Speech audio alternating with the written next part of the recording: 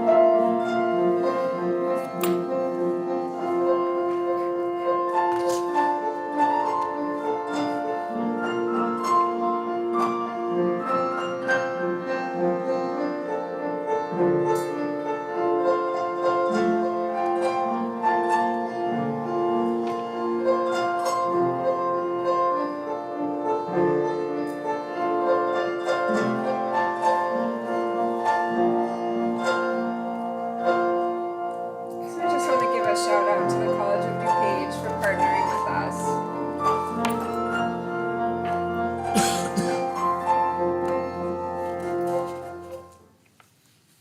Just a big thank you to them. Our kids loved it. I think they all went home with something to cook for their families, and it was a really good experience. It's great. Any questions? Anybody got anything? Okay, presentations. Sure, we have one tonight in regards to summer learning. This year, the district had applied for a HIT grant, which is a high-impact tutoring grant. We utilized that money in order to provide academic support to our students this summer. So Anne is going to present some information about the HIT program.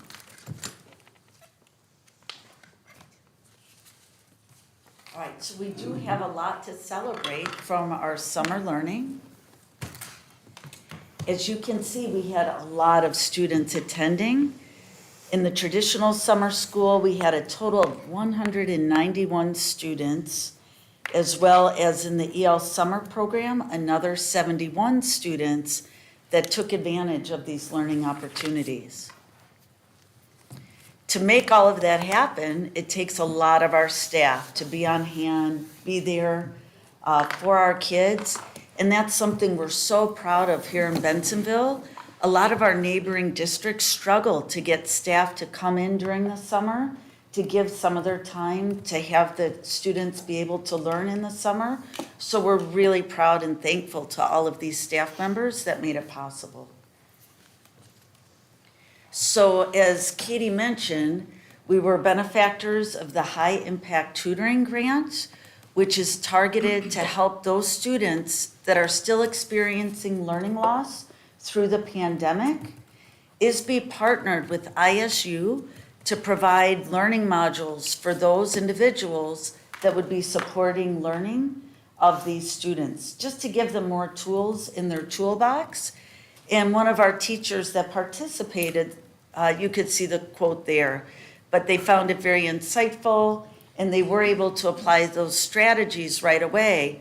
Again, we're fortunate to have both students and staff available, so we do want to maximize that time, and the HIT grant helped us do so. Here's our summer learning outcomes. We do use the learning curriculum provided by the DuPage ROE, which is really targeted at those key learning standards to help students be better prepared for the following grade year for that next level. You'll see here our literacy reflects a little bit lower than our math. Those literacy units tend to be longer, and so that's something we're looking at as we plan for next year. We want to make sure those assessments are truly aligned to those specific skills being taught during our 4-week program.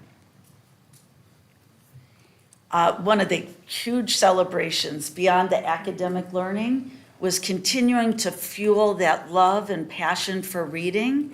And all of our students were able to select 2 brand-new books at no cost to them in conjunction with the Anderson Bookstore and grant funding. And the kids were so excited and just loved that they were able to select the books that interested them. And then as you saw in the video, the EL students who participated in the EL programming had a number of opportunities to have meaningful reasons to use English throughout the summer, and highly engaging activities where they aren't thinking about the language, they're absorbed in the activity, and they're just using that language to achieve it. And again, just so exciting that we were able to provide these opportunities. So if there's any questions or comments, I'd be happy to answer those. Side note, in that picture there, beyond the Anderson Book Fair, we also always have our teachers cleaning out their classroom libraries. And instead of just donating those to Scarce, we wanted to get those in the hands of our own students. So after breakfast, kids would come out and they'd be able to select books. And again, so excited. They felt like they were shopping. They They did. were shopping. Yeah, oh, the smiles on those faces and to know they were excited to read, it was just wonderful. Any questions? I have one. Is there any way to partner up with COD to expand that for next summer? Because at the community college I work at, we get the kids involved with like 3D printing and STEM aspects that really is, it's really exciting times when the kids come through the school for that. Sure, Mr. Saltman, I'm glad you mentioned that, and that's something we could definitely look into. One of our goals for next summer is not only to meet the needs through our traditional summer school and EL programming, but to offer more enrichment opportunities across the board for any of our BSD2 students that are interested. And we'll definitely reach out to them to see about coordinating those. Wonderful, thank you. And then I just want to say what you mentioned about staffing. I mean, just a huge thank you to our staff who's taken time away from their summer, right? Normally they're a 10-month position, but for them to be willing to come back and teach our kids and engage again with our community, is just so great. So thank you to all of them and the principals and the support staff that made that possible. Thank you. Okay, thanks. Thank you. Okay, board committee reports, announcements. Do we have any? Nothing? Hearing none, we'll go on. Administrative reports. Announcements. No announcements. Okay. FOIAs. Paul. We received 3 FOIAs last month, finished 2 of them. I'm happy to answer any questions anybody has. JC. Dr. Mikowski, update on open positions. Sure, we still have some positions that are open. Currently, we have 4 teaching positions open, 3 bus drivers, 9 instructional aides, and 4 clinicians, so special ed, speech and language, psychologists, and 2 speech and language and 2 psychologists. So we're working hard to fill those positions and recruit staff into those positions. Any questions? You know what grades the teaching positions are? I do. We have, it's 1 ESL teacher. So that's all grades at Johnson. We have a third grade bilingual teacher at Tioga, an art teacher. I feel like I'm missing some. Oh, at Tioga, Third grade bilingual and art. Oh, and I'm sorry, a special ed resource, grade 4, 5. Those are the 4. Any other question? Okay, moving on, Mr. Novak, end of the year financial report. Thanks. I'm gonna speak from the tab that's, or the document that's a little further down in your agenda called Financial Statement as of June 30th, 2023. It's one of the consent agenda items. I added some notes along the way that you can refer to or call me about anytime. The top third of the page mentions our revenue totals for the year. You can see that the second line, state and federal grants, is extremely close to the budgeted amount, only off by $35,000 to the good. The local sources is mostly property tax. It's above budget, not because we got a surprise 2 million, but just because we got 2 million a little sooner than we thought we were gonna get it. I thought we'd get it in July, and the check got cut on June 30th, so it lands in the month of June. And so it's not 2 million of found money, it's just money coming from July into June. But obviously, we're pleased that revenues came in very close to what we had budgeted. On the expenditure side, all of our expenditure items include a certain amount of cushion. So in calculating the percentages, I've tried to ignore the cushion. That was money that we were hoping not to have to spend. So I don't want to claim that we came in under budget because there was a cushion, all right? So what you're seeing here is disregarding those contingencies. So salary spending was only 1% below budget. Purchases were pretty much on budget. It's lower than budget, but that's because food service volume was down. So it's not like we really saved any money. We sold fewer lunches, we bought fewer lunch ingredients, and so the whole thing is kind of a break even. You can see the supplies are pretty much on budget. Capital items are always very difficult to predict. We're under budget a lot for the year, but half of what we're under budget we'll just spend next year when trucks and vehicles finally arrive. We've waited 12 months for a truck. They haven't promised us yet that they're actually gonna deliver it. So it's just one of those things where some purchases take a long time to get finished. Tuition is basically what we paid in NEDSEC with some other charges to some other private schools. Those other charges are usually 1 or 2 or 3 students at a time, and there are never surprises in those. If we predict a student's gonna be at a certain school all year, they're usually there. NEDSEC, you're talking about quite a large number of students, and they come and go. And NEDSEC is basically a pass-through operation. So if they save a little money, it doesn't become profit to NEDSEC. It becomes a change in how much they bill us, for instance. So you can see we're under budget there, basically because we had some smaller enrollment than we predicted. Debt service and other is basically on budget, except for a very small amount. So you can see that our operating surplus is about 3.7 million, and then on the construction side, we spent less than we had budgeted, but that's mostly because some of our architect costs have just been deferred into the following year. Then here you see the fund report. Just as a reminder, the district actually has 9 different funds. We do that for legal reasons because the state has authorized us to collect money in certain funds, and so for certain purposes. So what we're reporting here is how we handled the money that we collected for a certain purpose, like operations and maintenance, that's O&M, or transportation. You can see that all the funds are still positive. Capital and life safety basically has no revenue every year. It's a very old fund that only gets used in rare cases.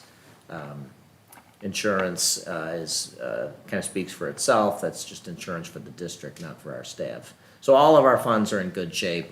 The first one, education, is obviously the 64, what's the number here? The 2,000-pound gorilla. That's the big fund, and it's not limited just to education matters. It's really everything there is under the sun. So all of our funds are in good shape and living up to their legal obligation, which is that we only spend money in that fund on the thing that the revenue's authorized for. Great. Any questions? That's all I have.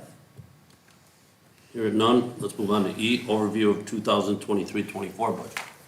Okay, thank you. So, At this stage of the budgeting process, we're still collecting a lot of information, so I don't have a budget to present, but I can identify some things that look like they'll move compared to last year. So, taking, last year's, budget, we've got, on the revenue section, first of all, revenue sources hardly ever change, and this year won't be any exception there. We're not expecting them to change. Property tax should go up somewhere around 3 to 5%. That's kind of consistent with the 5% increase that we had from the consumer price index. Might be a little less, because again, it's hard to predict what shows up in June when the county treasurer cuts us the last check for the year. We have a very small amount of tax revenue that's dedicated to debt repayment. We won't be collecting that anymore because we've totally paid off the bond that it relates to. So I'll be talking to the board in the later part of the summer or else in the fall about whether or not we're interested in trying to replace that tax with a new one that would be equal or smaller than the current one. It's a very small tax. It's only about $250,000. We collect a little bit of Illinois corporate income tax. For 2 straight years, it's been a record high. This is a tax that's very sensitive to economic conditions. There's no good way for me to predict how much it's going to be in any one year. And the state prediction is usually pretty accurate, but they haven't released it yet. I think just watching the general national economy, things don't seem to have taken a downturn, so I'm guessing we've got at least one more solid year in this tax without things changing too much. Last, we have a lot of grants. Some of them continue year over year. Some of them are on timelines that come to an end. So I've highlighted here a couple that are changing. First, the full service community grant was a 5-year grant that expires this September. So the grant programming will mostly come to an end, and so will the revenue. We have a lot of COVID relief grants, a total of about $4 million spread out over several years. We're coming into the last year of that. There are about 14 months left at this point on that grant. Basic state aid, sometimes called evidence-based funding, that's what EBF stands for. It's going to be around $4.5 million. So we're expecting grant money to basically stay close to the same. And expenditures, we're expecting staff costs to increase by about the same as the consumer price index. That's just what it takes to make sure that we can have the people that we need to serve our kids. We have no new programs on the staffing side. Obviously, we have the Blackhawk renovation, which I've listed here as a new program. Everything else tends to go up more or less by the consumer price index. I think when you take all that together, we should have a balanced budget probably for the year. Depending on how fast Blackhawk construction goes, we might pay a lot of those bills in June, in which case a deficit for the year wouldn't be a total surprise. Or we might not pay them till July of the following fiscal year, in which case there'll be a surplus. So it's really much better to just look at it and figure over the course of a 2-year period, we're likely to run some kind of deficit due to the Blackhawk construction cost. But that's because we've saved a lot of money over the years and we can afford to pay for it. So the grants that are ending, what programming is ending?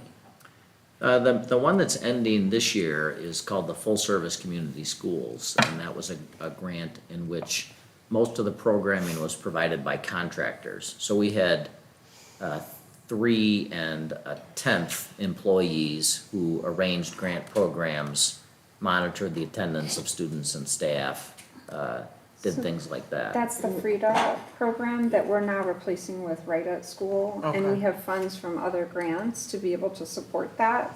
And we're also in the process, as I shared with the board, in applying for the full service multi-district grant. And if that happens, we would have 5 more years of supplementary funds. So we're not ultimately losing any programming, we're just replacing it with something else? Right. Okay. Have you reached out to Fenton? I did. They both have agreed Okay. to apply, so we're in the application process. Good. It's due August 1st, so we're in the process, and then I'll keep the board updated on whether or not we Worth get a approved shot. for the grant. I'm really excited about Yeah. it. I'm really excited about the potential collaboration between two feeder elementaries that feed into Fenton and the work that we could do as a whole team for our students. So Okay. fingers crossed. Any more questions, guys, on the budget? I know it's riveting stuff. As good as it's gonna get.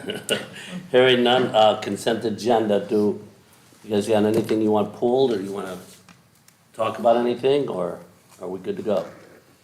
Any questions? Okay, hearing none, can I get a motion to approve the consent agenda? A motion. Can I get a second?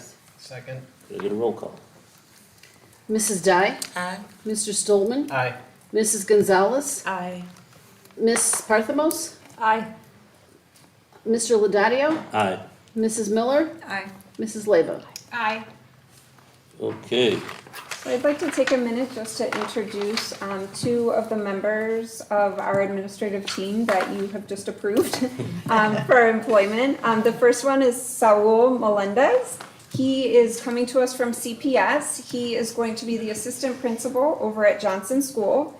He has a wealth of experience with diverse learners. Some of his accomplishments were facilitating and leading behavioral health teams, trained staff in restorative practices, and reduced behavioral referrals by 46% by creating a supportive and engaging climate and culture within his building. So we're really excited to have Saul joining our team. welcome aboard.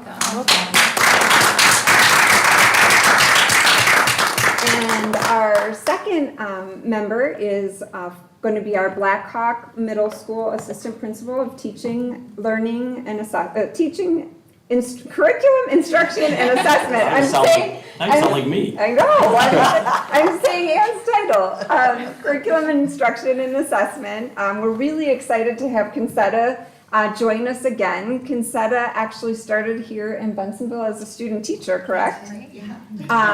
Worked her way through teaching, became a literacy coach here, went on to gain a lot of experience in curriculum and instruction, has a wealth of knowledge in professional development and providing strategies to staff, so we're really excited to have her as our AP at Blackhawk. Welcome.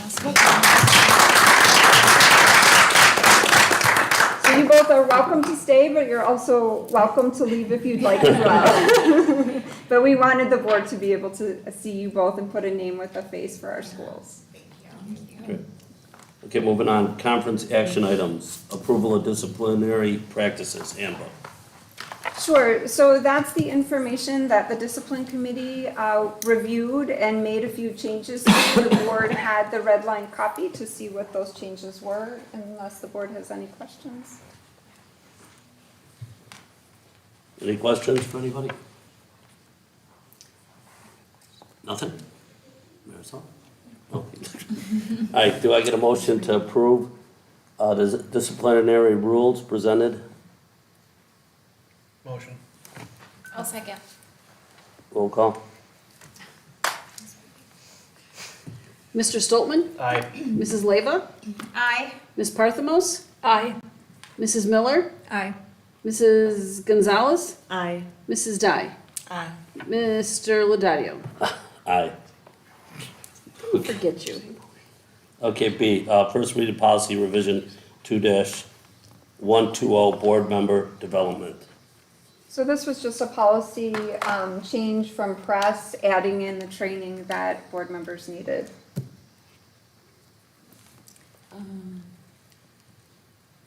So can I talk about what, Sure. yeah, so I wanted to bring up on this one that, I feel like we should add back in, the component that we have the option for there to be a board, committee for, 2-1.0, I think it is. Is this the right So, one? no, because this is just the policy itself that has changes. This is regarding the training that board members have to go through in order to be a board member. Oh, so the process part. I guess I wanted to talk about that part of it, since it's process here. Okay, never mind then. So that might happen under new business, I would say. Yeah, do you wanna Because talk it's about under that? new business, so. Do you wanna So, talk never about mind, something I in new business? rescind. I'll bring it up That's under fine. new business. It's up next. That's fine. Yeah, Okay, we don't have to you do still have nothing to there. vote on this one. Yeah. No, Okay, it's just for first reading. now we're going to new business. But do we have to take, don't we have to No, vote we don't on have It's to do just anything. our It's for first later reading. on, it's a first reading.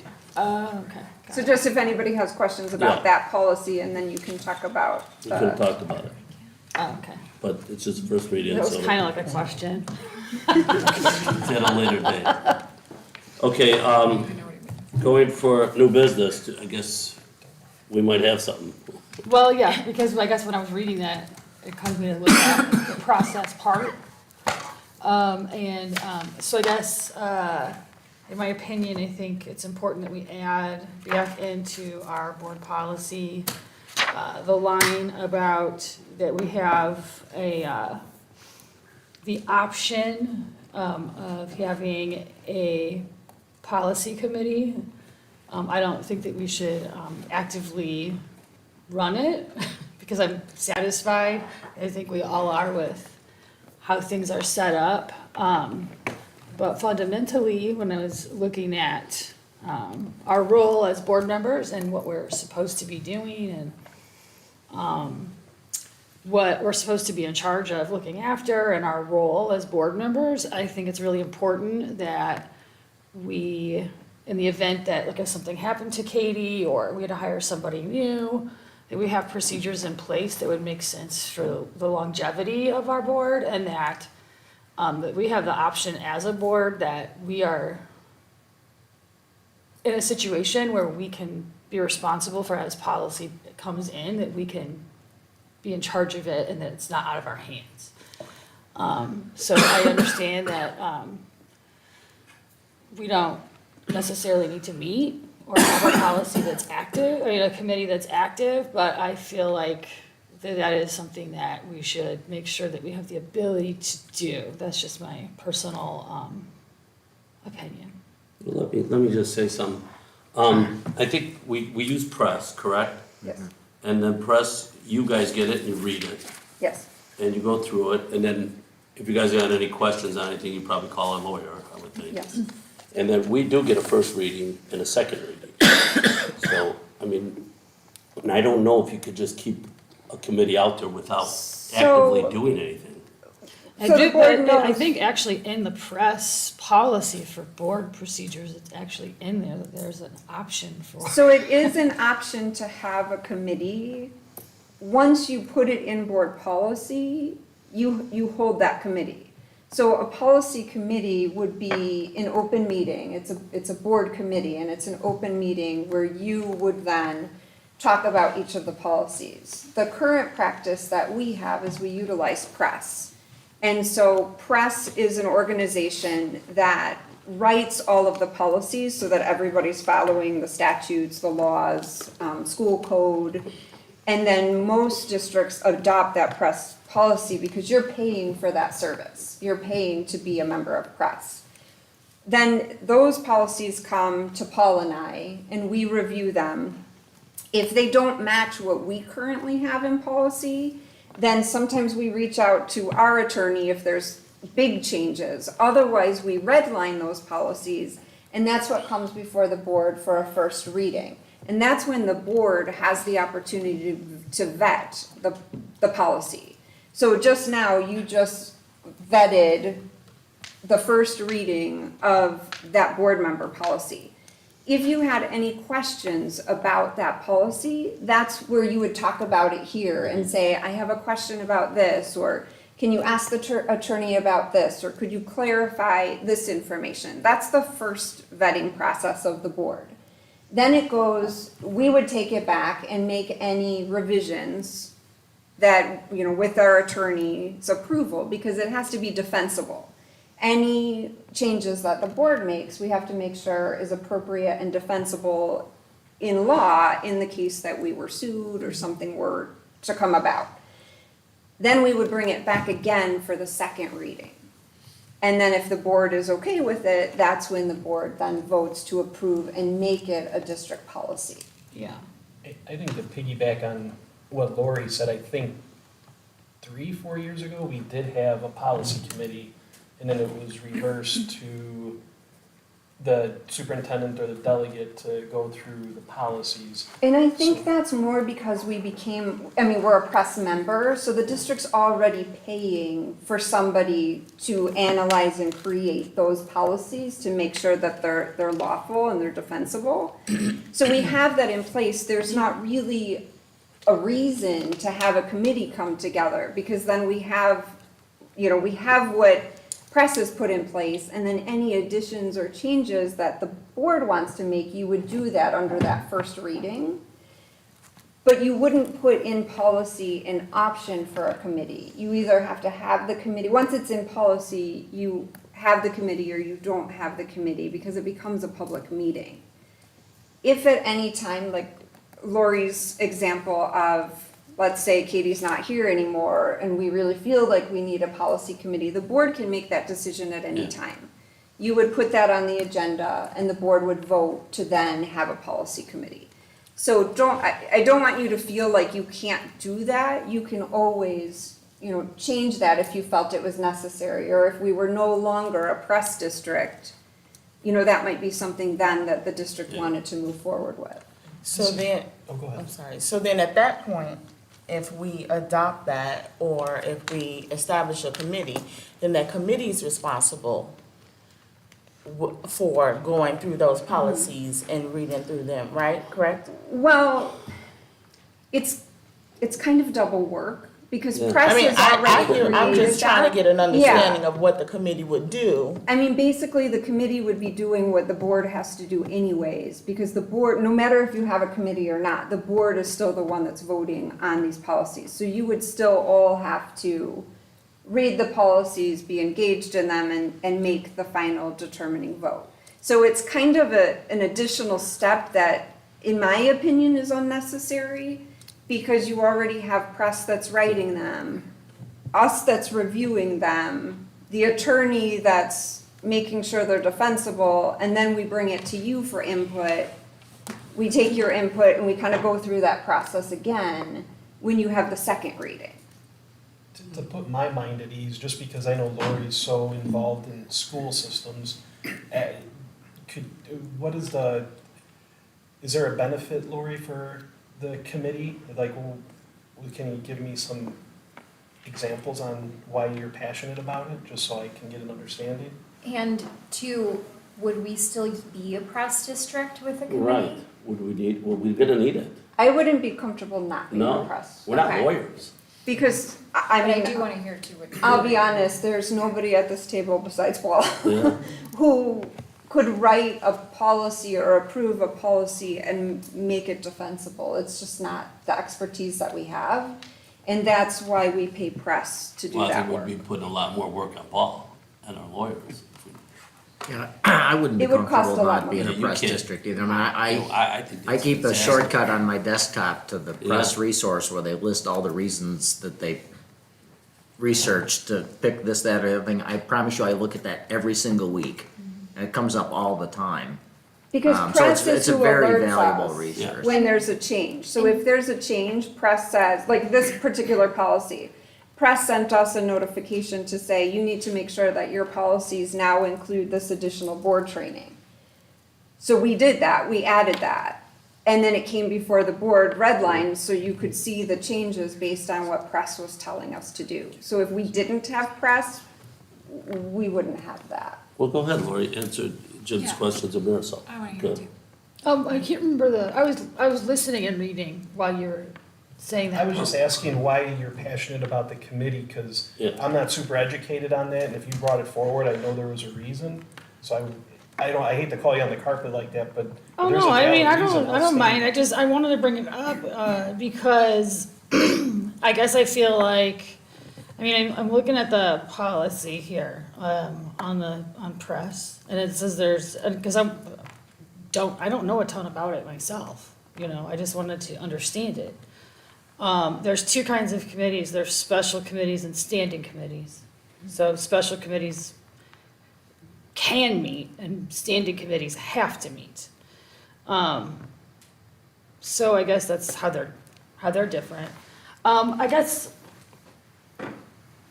I wanted there to make sure that we have checks and balances in the event that something were to happen. And that's where I was coming from. Because I know that we did have that committee and then we didn't. So, I mean, it was written that we had the committee, but we didn't meet. And so then it caused me, you know, I remember asking about it, then it was taken out. So I don't know, like, you know, I know it's a lot of extra work to do. I don't care how we handle it, but I just, for my purposes, like, when I'm looking at it and reading about it and learning about it, I think it's our due diligence to ask about it and wonder about it and do what we're supposed to do about it. I don't necessarily, I just come from a place that I would rather be more careful and cautious for whatever happens outside of like, so we're all here now, but in 10 years from now, if it's not us sitting here, what should it be? And that's where I am coming from, because I feel like you know, during the pandemic, there was so much rotation in leadership and staff and whatnot that people relied heavily on what was written. And so it matters quite a bit, I guess. And sometimes it doesn't, because it's kind of like, I mean, I trust Katie implicitly, so like her interpretation of whatever is written is fine. So whatever is, we're not gonna challenge her regardless of what is written, right? It's her interpretation, and as long as we trust her, it's okay. But if she's not here, and it's, whatever is written is whoever is in place of her, and how they perceive it and how they interpret it is what is fact. So I just wanna make sure that we are doing our due diligence as board members, because it's one of our main responsibilities is protecting the policy. And so I just wanna make sure that we're not just like, oh, it's okay, because what if you weren't someone that we trusted, and what if that did go south? I And think then what that's have where we done you- as a board? That's all I'm saying. It's not that I don't trust you, I don't understand the process enough to say, let's just not have it in there at all. I think that's where you lean on that vetting process. So let's say it's not me. You still have a first reading and a second reading as a board. That wouldn't go away even if I wasn't in this seat. So if you started to see, like, I don't like what's written here, I don't want to approve these, the board, number one, wouldn't approve the policy. And number two, at that point, you could say, I really feel like we need a policy committee. I really think at this point, we need more eyes on these policies before they come to the board. And then at that point, as a board, you could absolutely vote to have a policy committee. So I feel like this, she's very strong about it, but I do feel like, I wanted to bring it up, but I like, just feel there's like other if ways, we're there are other gonna, workarounds I'm seeing too, like in my I head. just feel like if Okay. we're going to implement it, then we need to do it. I don't feel like we just need to say, oh, we have a policy committee, and then we don't meet. Agreed. So if we're gonna have a policy committee, then you need to do the work. I think we would probably have to identify what is this policy committee going to be doing other than what we're already doing. I think that's the point of it, right? Because press is creating the policy, we're vetting it, they're redlining it, we're reviewing it and approving it. So Yeah. in addition, you have extra people putting eyes on it, sure, but is there anything that they would be doing that we're not already doing? And if we're gonna utilize those resources, we'd have to make sure we understand fully before implementing it, what does that look like? I agree with Anita. It was, well said. That's perfect. If I could add one thing about it, Yeah. it's absolutely correct that setting policy is one of the fundamental jobs of the board. But the way press writes the policy, it's basically a lawyer's handbook. Yeah. Like tonight's policy proposal is a perfect example. Our policy does not have to say that. And the training that it describes, y'all have to do, okay? So whether it's in the policy or not doesn't affect it. It really just becomes a place where we can look up what we're supposed to do and do it.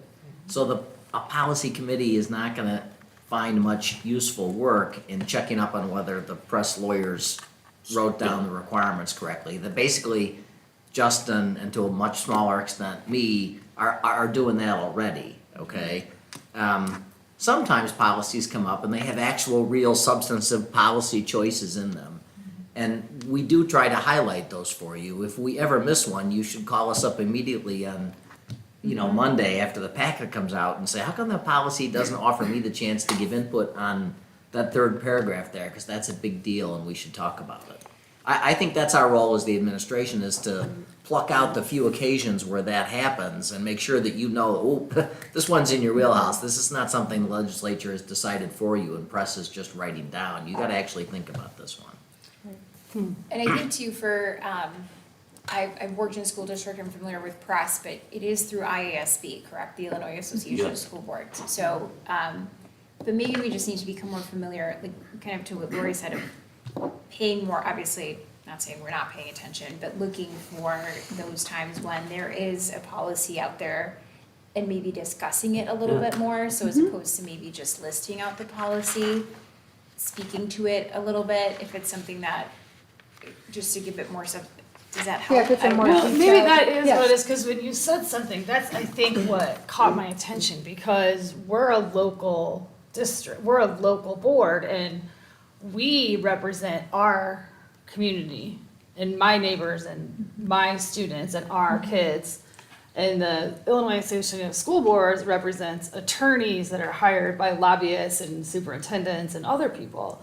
And that's a very different voice and a way of looking at that lens is very different. And so I recognize the value of that in protecting our schools, but I also want to make sure that we are inclusive of like who we're here For our for community. and the people that we're trying to protect as well, because it's too easy to just paint the brush and be like, well, the district's safe. But it's like, yes, that is, but like, I want to make sure that we're also being considerate of our community too, if that makes sense. And I just Yeah. mean like, And that's exactly, Lori, Yeah. what you would do in that first reading. okay, So this first reading, anytime you go through those policies and you see something is like, oh, this doesn't really feel like Bensonville, that's when the board should have a conversation Yeah. about it and say, hey, Kitty, Paul, can you go back to the attorney and see if this is something that we could change? Could it look more like this? And then that's exactly what we would do. But that's the purpose of that first reading, is for the board to vet it Yeah. and say, and there's times Yeah. where we're gonna say, no, that can't change, like, that's because of X, Y, and Z. And we would share that with you. And there's other times where, like Paul said, they give you options, like you could do this, So or we you could could tweak it a choose little not to to. make it Yeah. more Bensonville And Woodbury. that's what Yeah. you would do in that first reading. okay, yeah. I think that satisfies what I was like wondering and curious about and kind of feeling a little weird about, I guess. But I think it's a really good conversation Yeah. for us to No, have It today. is. I was just 'cause gonna say that. we have a number of new board members, and not only that, I don't think that we've ever had the conversation about how policy comes to be. Yeah. So I think it was really And I'll valuable. bet you new board members didn't even know about pros. But So, I And- mean, are we, as members, can we go in and see our That's what I was we thinking. have membership access to our You guys press can look We at policy. can, but I don't know if we get the updates. To You our get the email? updates, I get the updates through yeah, you could get You them. do, From the I don't state. get them. I So get maybe that every would time help they- too. Every time they do a new policy or a new change or anything, I get an email. You do? I don't. Every Well, let's see if we can get Lori on that. To get her- Yeah, I I don't know. I don't know if we. I don't Have know you if I get ever that. logged on? Maybe, have you logged on? I get it from, I don't get it from press, I get it from From the state. IASB? Yeah, I- that's what I get. IASB. Yeah, I'll Right, play around they'll and tell see, you 'cause I get that- other updates from them, but. yeah, that's where I get mine And we from. can, I mean, we could call and ask. We'll find out how that happens, sure. Yeah. Yeah. Sure, I I'm mean, sure we could do That would be helpful something. Yeah. too, then we can kind of see 'Cause they like could see what everything the that's coming down the updates pipe. are. It keeps you in the know. Right, Yeah. they'd send out about, the schedule isn't quarterly, but it amounts to 4 updates a year. And, in the last 4 or 5 years, it's gotten really good at kind of clustering the topics so they might amend 20 policies because of one major change in the law that affects all these little pieces of the way the district operates. And they've gotten pretty good at trying to explain what the one change was and how it affects all these policies. What I Well, the don't think they do all that well is actually say where this is something you have to do and where this is something that you board members might wanna think about. That's, I think, where we're applying a lot of judgment. But we're happy to share that document with you. Well, I and- was just gonna say, like, I spent a lot of time on there looking, like when there's the Illinois General Assembly, they have a daily update of what policies have gone through and, sometimes I misread them and think it's actual law, and other times it's just like gone through a certain Yeah. portion of the process and I get a little excited and, Cindy just looked it up. You could go on there and see it. okay, Yeah. that's good to know. That'd be It- great. It's I mean, in the emails that they send out, the online update. Right, You'd have to read through it to be able to find it. So it's in there. I mean, I read like a lot of that stuff. But anyway, I mean, that makes me feel very satisfied and, like, The other thing that's worth noting about policies is they don't have the same sort of long-lasting effect that a law has. I mean, you could turn around tomorrow and change any policy you want, and you could also say, I don't wanna follow it this month, and as long as you guys write that down in a fairly clean way so we can get it in the minutes, you can do that too. So it's not even binding on the board. So it's a very, anything that it says, if it's not legally required, could be very short in its lifespan, and you could change your mind. Which I think sort of addresses one of the points you were beginning your concerns with, which is that are we setting ourselves up for a problem later if we don't have a situation we like? And I think the answer is no, because you can change on a dime. yeah, okay, well, that's good to know. And maybe moving forward, when we're doing our first reading, we speak to it a little bit. Sure. Like how that policy impacts the district, if at all, and who are the stakeholders That's a it good idea. impacts.